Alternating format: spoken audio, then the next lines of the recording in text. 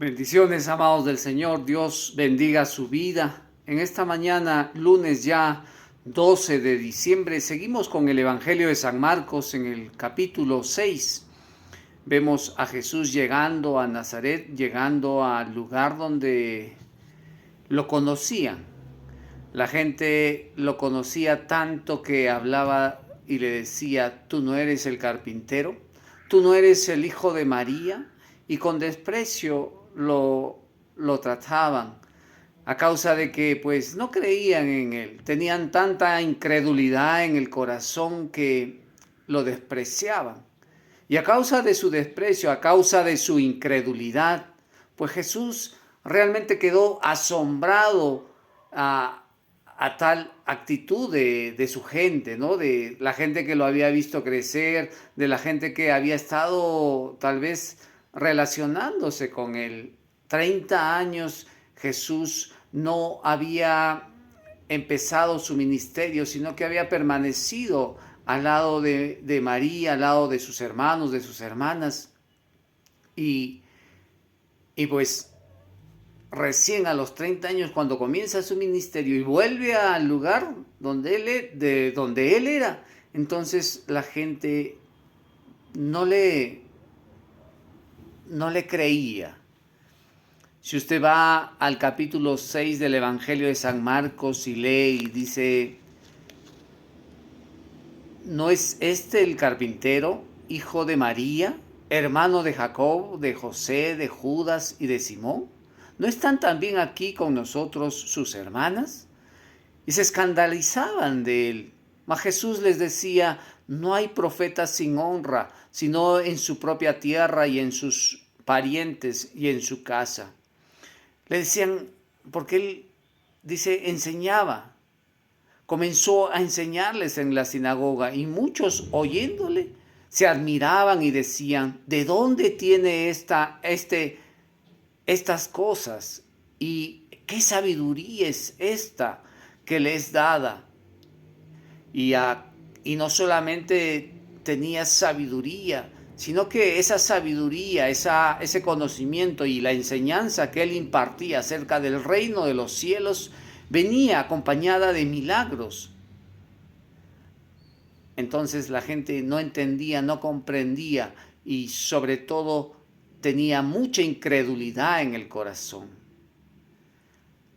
Nosotros muchas veces no recibimos algo de parte del Señor, no recibimos las cosas de Dios a causa de que no tenemos fe en Él, a causa de que tal vez no creemos que Él lo puede hacer.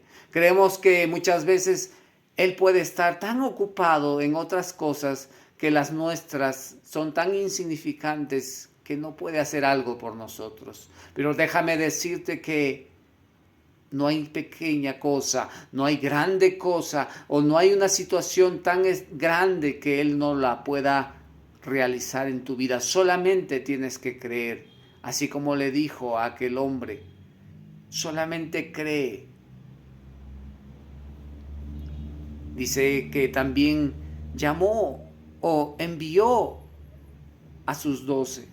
Envió de 2 en 2 y les dijo: no lleven nada, no lleven una muda de ropa, no lleven dinero, no lleven alimentos, sino que entren a los hogares, compártanles todo lo que yo les he enseñado, predíquenles el evangelio, y si los reciben, qué bueno, bendigan ese hogar, y si no los reciben, entonces sacúdanse el polvo de los pies y salgan de aquel lugar. Eso quería decir que pues no iban a bendecir aquella casa, aquel hogar, aquella gente que no está recibiendo el mensaje de salvación, no está recibiendo la palabra de Dios. Dice el 6:11, dice: si en algún lugar no os reciben ni os oyeren, salid de ahí y sacúdanse el polvo que está debajo de vuestros pies, para testimonio a ellos. De cierto os digo que en el día del juicio será más tolerable el castigo para los de Sodoma y Gomorra que para aquella ciudad. ¿Por qué? ¿Por qué iba a ser más grande el castigo en el día del juicio para aquella gente que despreciaba, para aquella gente que hasta hoy en día desprecia la palabra del Señor, desprecia el Evangelio de Dios, desprecia a Jesús, una relación con Dios.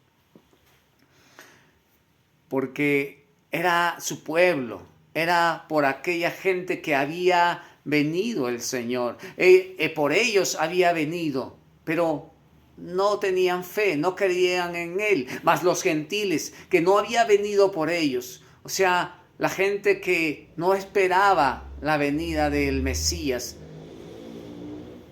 ellos sí lo recibían, ellos tenían más fe. Entonces el castigo iba a ser mayor para esta gente. Muerte de Juan el Bautista. Piden la cabeza de Juan el Bautista a causa de una promesa del rey a una mujer y se la entregan en bandeja. La madre de esta mujer le pide que cuando el rey le haga una petición, le haga un elogio, un halago, entonces si le ofrece algo, entonces que no pida oro, que no pida plata, que no pida la mitad del reino que le había ofrecido Herodes en aquel momento, sino que le pida la cabeza de Juan el Bautista. Y así lo hicieron. Juan el Bautista fue decapitado y le llevaron la cabeza de Juan el Bautista a esta mujer que había agradado al rey Herodes en aquel momento. Y también Jesús, mostrando su compasión, su amor por la gente. Habían estado las multitudes escuchando las enseñanzas de Jesús y Él les dijo a sus discípulos que puedan alimentar a esas más de 5,000 personas. Pero solamente tenían unos cuantos peces y unos cuantos panes. Pero así Jesús hizo el milagro de la multiplicación, el milagro que hizo que más de 5,000 personas puedan alimentarse con 2 peces, con 5 panes. Dios realmente sería inexplicable, ¿no? Que pueda multiplicarse algo. Científicamente, matemáticamente, 2 panes, 2 peces, 5 panes, ¿cómo van a alimentar a más de 5,000 personas? Científicamente no, y humanamente es ilógico, es inexplicable, pero para Dios no cuenta la ciencia, no cuenta las matemáticas. Él es el Dios de los imposibles. Dios puede hacer todo lo que tú puedas creer que Él haga en ti. Jesús anda sobre el mar. Y Jesús también sana a los enfermos. No solamente tiene poder sobre la ciencia, la física, sino también sobre la naturaleza. ¿Cómo puede andar alguien en el agua? ¿Cómo puede caminar alguien en el agua si no es el Hijo de Dios? Si no es Dios mismo que lo está haciendo. Esto lo hacía para que la gente pueda creer, que pueda saber que Él es el Dios que estaban esperando, el Dios de los imposibles, el Mesías, el Salvador, el que les iba a dar el perdón de sus pecados, el que los iba a rescatar del oprobio y de la opresión de aquel gobierno que estaban viviendo en aquel momento. A causa de que ellos iban a conocer la verdad, ellos iban a conocer el camino que es Jesucristo. Y sí, el Señor puede sanarte, el Señor puede liberarte. Dios te bendiga, Dios te guarde y sigas anhelando y deseando en tu corazón que el Señor pueda obrar en tu vida.